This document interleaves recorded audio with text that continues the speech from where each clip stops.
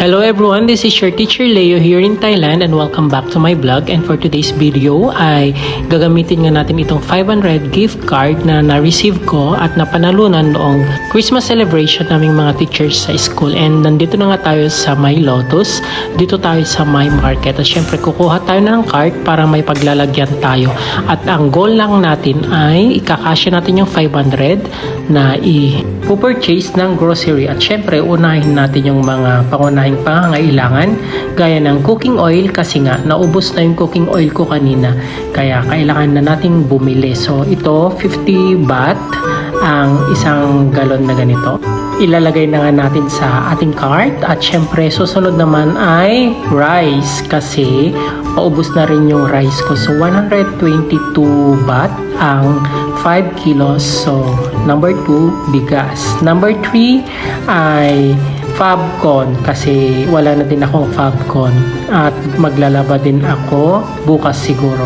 Okay, ilalagay na nga natin sa ating cart. Susunod ay detergent powder.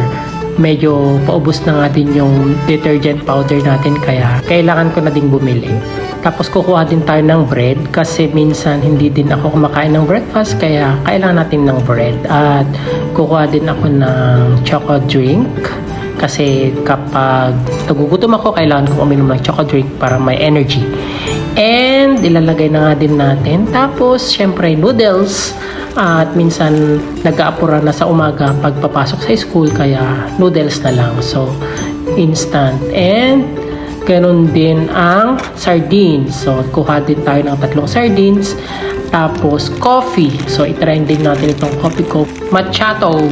Okay, so ilagay na natin. And kumuha din ako ng lotion kasi paubos na din yung lotion ko. And that's also, nandito na nga tayo sa counter para maipapunch na at mabayaran na natin at makita natin kung kakasya ba yung gift card natin na 500 sa mga binili natin. And hopefully ay kakasya nga.